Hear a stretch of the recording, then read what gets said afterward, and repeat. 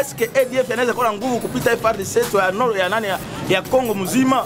Hii ni MTV Online na leo ni Jumatano 19 tupo Uswahili. Jina langu ni Abel Tsongo kutoka Butembo. Tunasikika kupitia njia mbalimbali za mitandao: Facebook MTV News DRC, YouTube MTV1 Online na MTV News DRC. Bila kukawia ni kwamba wakazi wa Lubero wote kwa jumla waomba serikali ya Kinshasa kuwapa usalama kwa kumaliza wapiganaji wa ADF katika eneo lao, kwani kwa sasa mashambulizi ya hifadhiwa. Wakazi hao wameamua kufanya mgomo wa kutofanya kazi kutokana na ukosefu wa usalama. Iko sikitiko ya watu kuona mauaji inaendelea na hata inafika katikati ya mgine, na watu hawajui kama wanachungiwa na watu gani na wenyewe wanachunga ni wanani. Usalama haina waongozi kamilifu kusema wachunge usalama kama kawaida na raia ifurahi kama usalama iko. Tulikuwa nasema hivi Kisekedi amepita atatusaidia kusudi tuweze kupata amani, lakini tunaona amani haiko. Hapa ndio tunakosa kama tufanye nini? Sio mauaji ya bila maana hii. Maana yake ndio kusema hakuna msimamizi. Kwa tunasikitika kuona mauaji inaendelea, tano wanaua watu kwa hali ya kinyama, hali ya kibumbavu.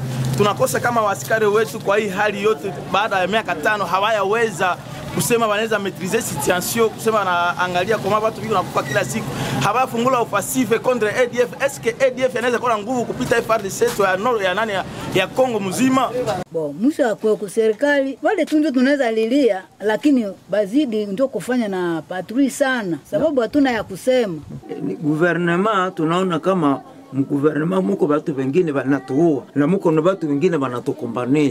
Gouvernement yenyewe ifanya angalisho. Mimi nakwambia wazi. Kuhusiana na hali hii wilayani Lubero, hasa katika sekta ya Bapere, tumezungumza naye Eze Kanendu, mbunge mstaafu wa Lubero. Kwanza na pana pole kwa wakongomani wote na hasa wale wa jimbo ya Kivu ya Kaskazini na katika mtaa wa Lubero na katika sekta la Bapere. Watu waliweza kuuliwa kinyama ndani ya sekta ya Bapere, fasi ambako wanaita Byambu. Wengine walikuwa wagonjwa ambao hawana tena nguvu ya kukimbia. ADF nalu waliweza kuingia huko wakaua watu kiolela na serikali haikufanya lolote. Sisi tuliangalia kwamba hii ni kazarau kabisa, na tunaangalia kwamba serikali imezembea, sababu wakati ADF ilianja hiyo mauaji halaiki ndani ya mtaa wa Beni, wakaendelea mpaka mtaa wa Jugu na leo wako katika mtaa wa Lubero. Serikali kumekwisha isha karibu miaka 10. Kwa kitu gani inakosa kwa kusudi waweze kurejesha amani na kuwapiga hao adui? Katika sekta la Bapere ndani ya mtaa wa Lubero kwa sasa ni watu 2668 ambao wamekusha kuuawa tangu tariki 12 Juni mwaka wa 2024. Kwa sasa hiyo ndio idadi. Kuna watu 294 ambao walishikwa mateka tayari wamekusha kutoroka. Kuna watu 468 ambao kwa sasa jamaa zao hazina habari yoyote. Na miji mingi imekusha kuunguzwa na watu wengine wamekusha kuporwa mali. Tunakosa tufanye nini?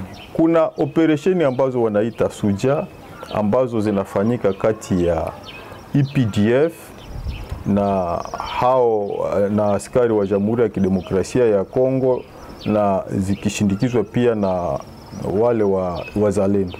ukifika huko Byambwe, ukifika huko Manguruji, pafasi ambako wanaua watu, ukifika fasi ambako Bandulu waliua watu, ukifika Mbimbinabo, ukifika utakuta huko kuna jeshi la taifa.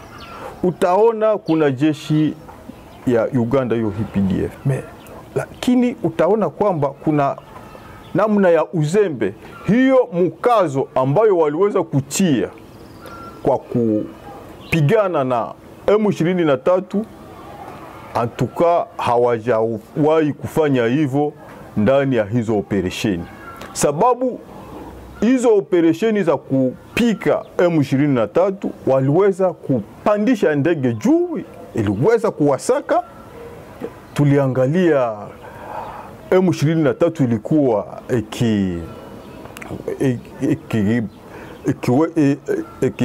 tuliangalia M23 ilikosa kabisa la kufanya wakati wanawapiga. Tunapenda hiyo nguvu waweze kuitia fasi moja kwa ajili ya kupambana na hawa adui ADF. Waongeze idadi ya maaskari, waweze kuongeza nguvu za vyombo vya utafiti wa habari, waweze kuongeza vifaa ambavyo vinastahili kwa kupigana na hawa watu, sababu kwa sasa wanajificha ndani ya misitu mikali ambako jeshi haiwezi kuingia. Wakiweza kutumikisha hiyo ndege za kivita, wakitumikisha vifaa ambavyo vinastahili, na wakiongeza idadi, na waza inaweza kuleta suluhisho kidogo, sababu raia wamekwisha kuteseka sana. Tukitoka huko Lubero na kurudi ulayani Masisi, ambako wakaazi kwa sasa wamerudi wote katika vijiji vyao baada ya eneo zao kudhibitiwa na AFC M23, wengi kwa sasa wakipitia hali ngumu ya kimaisha, kwani walikuta vitu vyao vyote vikiwa vimeporwa na wenye mijiji yao. Oster Malivika alitembelea kijiji cha Nenero, ambako kwanza alikutana na mama huyu. Na amani tu kwanza, baada ya amani kisha tutapata mambo mengine. Ninajua kwa maleta inaweza fanya vingine, lakini kwanza ya amani, ya kwanza ni amani. Apre amani, kama njala imekuwa, sababu hautafika hapa mtakula chakula, sababu sina chakula ninakupata. Maki tu hapa tu nitakuonesha tu macho, kwa sababu sina muda na sina jinsi ya kutafuta chakula nikupigie. Sasa watoto unaishi nao namna gani? Mimi naishi nao tu ni kwa neema ya Mungu. Sasa wakati tumepata vimboga mboga ndani ya kiwanja, tunapiga na mafuta hatuna, vyote hatuna. Maki bakaona njala inataka uwa, basi nitabipiga vile mchungu, basi nibatulize bakule, batulize tu estomach kusudi basili. Lakini ukiangalia tangu AFC M23 imefika hapa, utafauti uko wapi? Pesa wakati M23 imefika huku, wakati walianza tufika, tukapata na amani. Sababu wakati walipofika ndani ya mgini, tulipata ka amani. Hatukuwahi kupata matatizo yoyote, tuliishi kabisa, bakaonesha kama nabo ni watu wa kutuchunga kabisa. Na tangu tutoke mkambi tumefika hapa, M23 tuko pamoja nao, tunachunga vizuri, hakuna shida. Jina tena? Daudi Kiri Baganizi. Lydia, leta himai mamu jaga. Ale nyuma.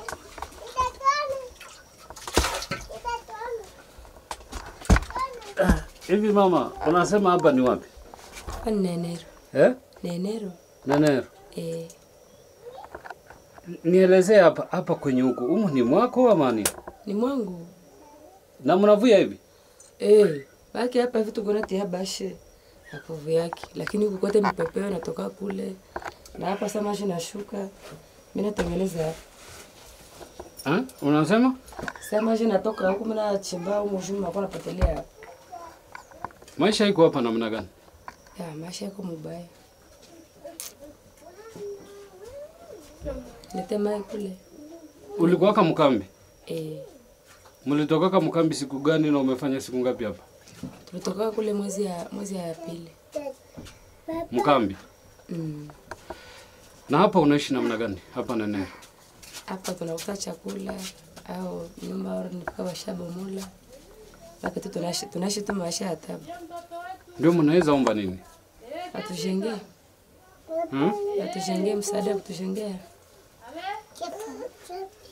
Mlipoteza kila kitu ama ni nini? Vyote tulifika washabeba. Unasema? Tulifika vitu washabeba. Na washaba mola manyumba.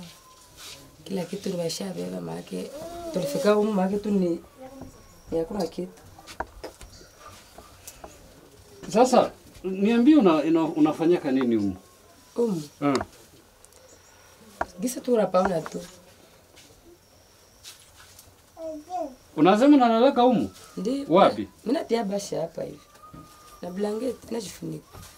Maliza piga ninatia hivi fasi mwa tia hapa kisha natandika. Hakuna nafasi nyingine unaweza lala? Hakuna. Mwenyewe analala mle mwa pembeni na. Kwa hiyo hawawezi kupa shambre pale. Sasa nizitika. Hazitika. Nini inakuzuia juu sijenge? Uko na bwana? Ashaenda. Ashaenda wapi? Ashaenda nchi za mbali. Kwa hiyo kwa wewe peke? Huyu mtoto wako? Huyu ndio wangu. Uko na watoto wangapi? Niko na watoto wawili. Mama kale mchele.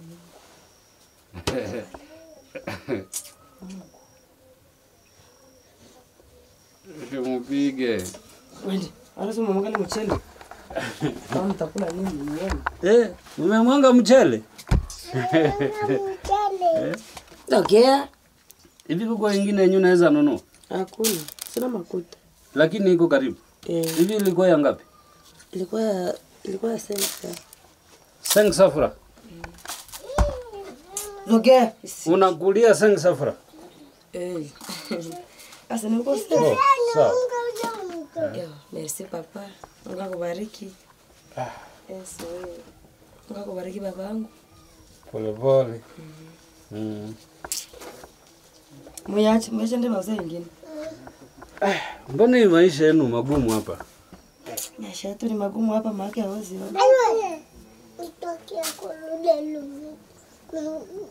Dani. Kiona niuzia mwa. Babangu merci. Mvoge. Wewe ndio nani? Barikiwe. Sawa. Tangu mlirudia, usalama huko? Ni salama huko kadogo. Hakuna watu wanawaingiliaka wanawasumbua? Balifika huko mara pili. Ito tena habafike sasa. Jina lako unaitwa nani mama? Jina langu Salama. Salama. Unaishi wewe peke? Mimi naishi mimi peke. Wanangu washaenda. Tulitoka kule muka mimi nilirudia tu mimi peke. Hivi nalalaka hapa, hii mai mvua inatokeleaka hapa. Maki mimi kama inatelemuka, inafika hapa. Mpaka inakuja kufika kwa hapa kwenye kuna lala. Mara mimi nakamata jembe na chimba sana. Mara toka huko manasha mote huko.